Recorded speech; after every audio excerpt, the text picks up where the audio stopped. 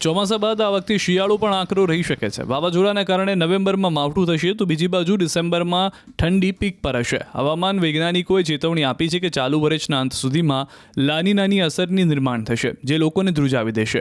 October-December 2025ની વચ્ચે લાનીનાનું નિર્માણ થવાની શક્યતા છે, જેથી ભારતમાં ગાત્રો થીજાવતી ઠંડી પડશે. તો હવામાન આગાહીકાર અંબાલાલના મતે ડિસેમ્બરના અંતમાં એટલે કે 22 ડિસેમ્બરથી દેશના ઉત્તરીય ભાગોમાં હિમવર્ષા થશે.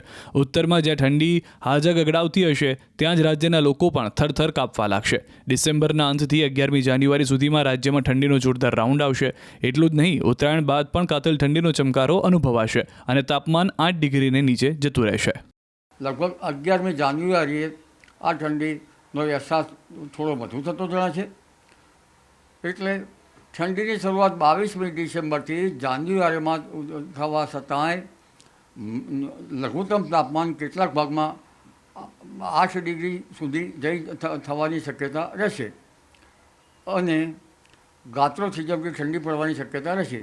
પરંતુ ખાસ કરીને ઉત્તરાયણ પછી પણ ઠંડી પડવાની શક્યતા રહેશે. લગભગ 12, 13, 14 જાન્યુઆરી પછી ઠંડીનો ચમકારો આવવાની શક્યતા પુનઃ જણાશે.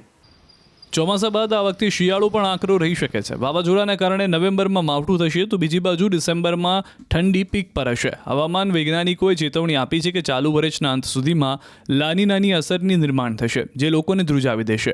ઓક્ટોબર-ડિસેમ્બર 2025ની વચ્ચે લાનીનાનું નિર્માણ થવાની શક્યતા છે, જેથી ભારતમાં ગાત્રો થીજાવતી ઠંડી પડશે. તો હવામાન આગાહીકાર અંબાલાલના મતે ડિસેમ્બરના અંતમાં એટલે કે 22 ડિસેમ્બરથી દેશના ઉત્તરીય ભાગોમાં હિમવર્ષા થશે. ઉત્તરમાં જ્યાં ઠંડી હાજા ગગડાવતી હશે ત્યાં રાજ્યના લોકો પણ થરથર કાપવા લાગશે. ડિસેમ્બરના અંતથી 11મી જાન્યુઆરી સુધીમાં રાજ્યમાં ઠંડીનો જોરદાર રાઉન્ડ આવશે.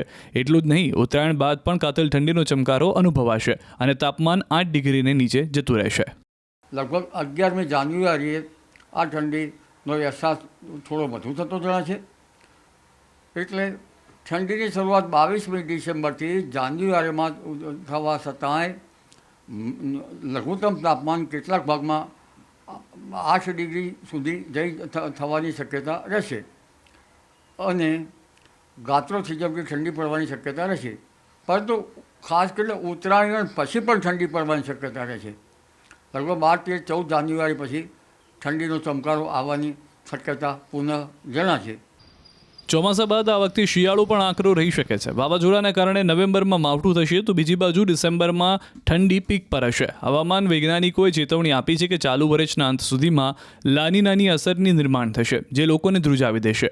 ઓક્ટોબર-ડિસેમ્બર 2025ની વચ્ચે લાનીનાનું નિર્માણ થવાની શક્યતા છે, જેથી ભારતમાં ગાત્રો થીજાવતી ઠંડી પડશે. તો હવામાન આગાહીકાર અંબાલાલના મતે ડિસેમ્બરના અંતમાં એટલે કે 22 ડિસેમ્બરથી દેશના ઉત્તરીય ભાગોમાં હિમવર્ષા થશે. ઉત્તરમાં જ્યાં ઠંડી હાજા ગગડાવતી હશે ત્યાં જ રાજ્યના લોકો પણ થરથર કાપવા લાગશે. ડિસેમ્બરના અંતથી 11મી જાન્યુઆરી સુધીમાં રાજ્યમાં ઠંડીનો જોરદાર રાઉન્ડ આવશે. એટલું જ નહીં, ઉત્તરાયણ બાદ પણ કાતિલ ઠંડીનો ચમકારો અનુભવાશે અને તાપમાન 8 ડિગ્રીને નીચે જતું રહેશે. લગભગ 11મી જાન્યુઆરીએ આ ઠંડીનો અહેસાસ થોડો વધુ થતો જણાશે.